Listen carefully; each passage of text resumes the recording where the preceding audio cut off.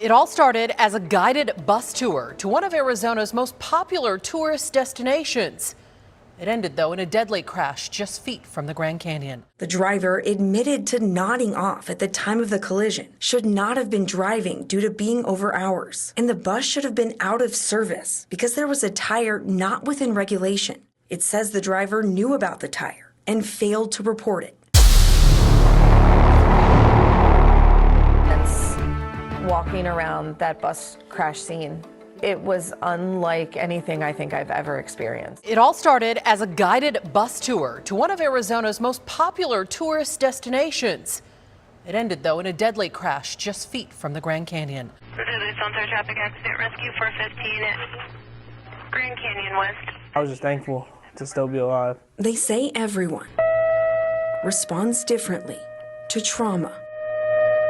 Terminal 1 for a bus rollover. I just remember him looking at me and saying, "Oh my God, my leg." And I looked at it and it was bad. These are the voices of survivors, All units responding. including a family from Iowa. Some days are horrible. Some days we can't get off our chair. But we go on. Tragically, their 20-year-old granddaughter didn't make it. She was always the light of our lives. There needs to be accountability. The date was August 1st, 2023.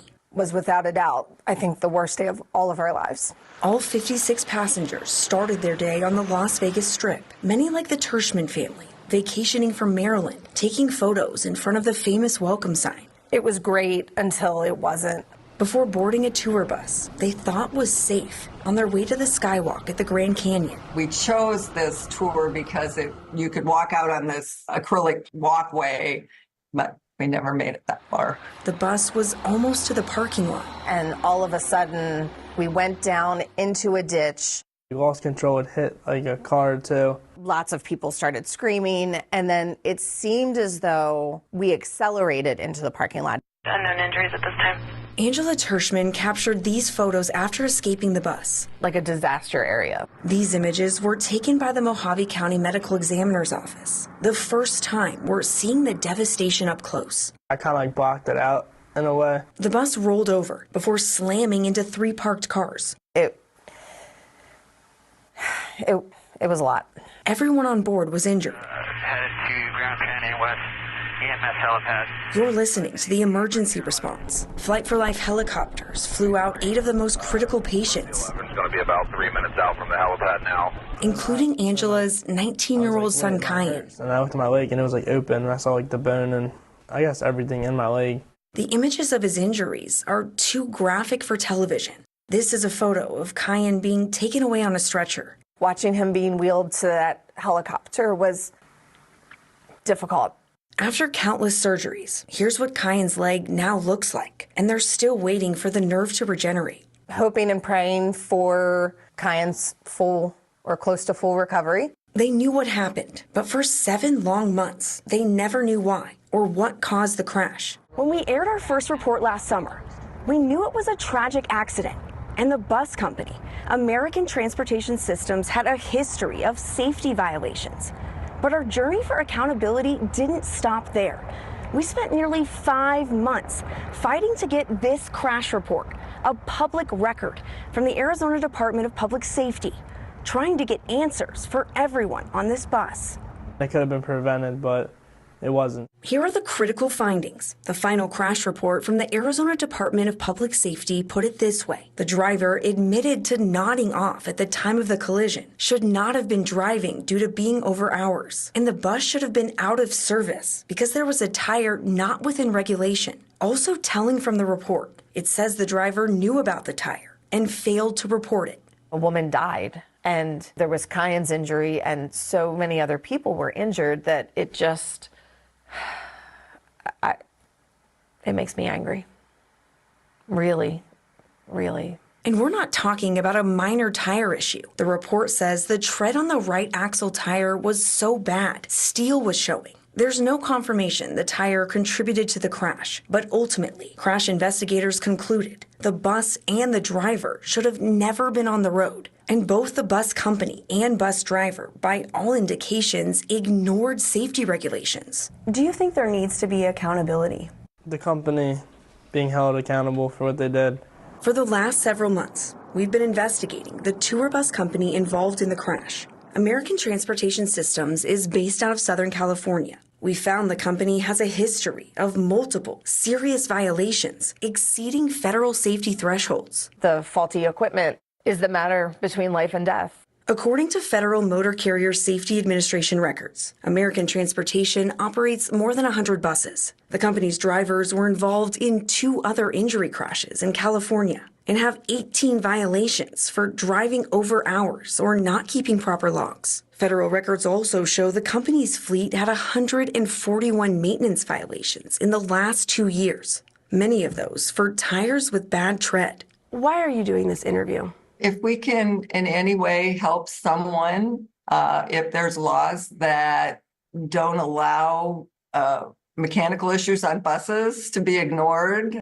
Duran Burghart's 20-year-old granddaughter Landry was the one killed in the crash. Landry she's our only grandchild. Her family is still not ready to talk about that day last summer, but recently filed this lawsuit against the bus company and bus driver, claiming negligence. When it gets to be a bad day, then we have to remind ourselves that we have to live like Landry because she would want us to be happy. She says 3 generations boarded that bus, and this is the last photo they have together at the Hoover Dam. Yeah, that was the day before the accident.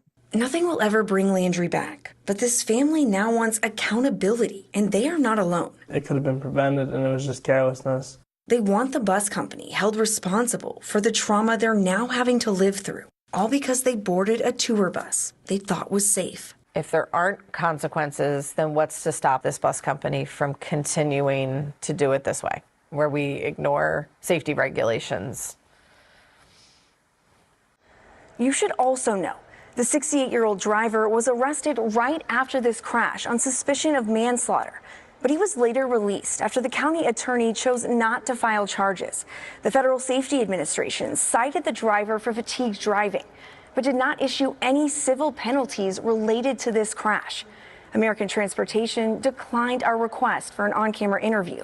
The company's attorney said the matter is in litigation, and we respect those that were injured and the family and friends that have been affected. Here we go again, y'all. This shit crazy, man. And there's one thing I'm gonna say. See, everything I see about stuff like this, I like to relate it back to to semis and owner operators and people doing that, and even drivers out there working for company drivers. This is the problem, and it's a couple things that they said in that video. And we could start off with they said the driver logs, something about the driver logs and all that type of shit, driving over hours. I've interviewed people and spoke to different truck drivers would run under multiple logs. Even some of the companies, if you do your 12, they're going to switch it to another log. It's like, at the end of the day, you can't get life back. If the load can't get there, if whatever it is that you hauling, whether it be people or what, if you out of hours, you out of hours. You need to have another driver on hand, or you need to have something else in play, because now look, you can't drive over hours. Anybody driving over hours, you're gonna be tired. You're gonna be tired. And then they started talking about the equipment. They said something about the tires being bald and having. It's already threading. You can see the damn steel. That's bad. It's one thing to have bald tires, but not when you can see the steel coming through. That's not good. That's not good at all, and that damn sure ain't safe. They lucky it wasn't raining. If it was raining, they probably would have fishtailed off the highway. That shit is dangerous, man. And one thing I always say when you truck driving or commercial driver, regardless of what it is that you're doing, you got to be mindful of you and everybody else on the road. It's cool if you want to drive with your tires bald, but it's not cool when you're doing it on the highway with everybody else, because you're putting everybody at risk. And then they said something about multiple violations. I tell you what, man, that bus company there, they'll be lucky if they can remain in business after them people sue the shit out their insurance, man. Because that's what they mean by held accountable. Even the mom and the son said that. Somebody needs to be held accountable. They're not talking about, you know what they're talking about. They're talking about money. You already know it's about money, man. That shit sat 56 people on board. That shit flipped over, hit cars and all that. That shit crazy, man. That shit crazy, man. And this is for all my drivers out there. If you tired, pull over. If you can't drive, pull over. Get a couple hours of sleep and get back at it, man. Why do you think they have you only drive a certain amount of hours, and then why do you think they have all this shit in place? A 34-hour reset, the drive time and the hours of service and all that. It's for a reason. You can't take that shit for granted because we all know we done been out there fighting that sleep. Shit, I done been on the road driving 10 hours and felt like, damn, boy, I don't know if I'm going to make it to do my whole 12. It's like that. So this shit is bad and it's sad, man. And the companies, people who are owner operators, you got to do a better job of putting safety first because now look, multiple violations, and then when they pull up their profile, it's like, God damn, put out of service, this, that, faulty equipment. It's like you can't be all about making money and not spending no money. You got to spend money to make money. So clearly, you're doing good with the bus situation. Spend money on your equipment. It's not like you probably don't have mechanics on deck. You can't be out there putting people at risk like that. This is a sad story, man.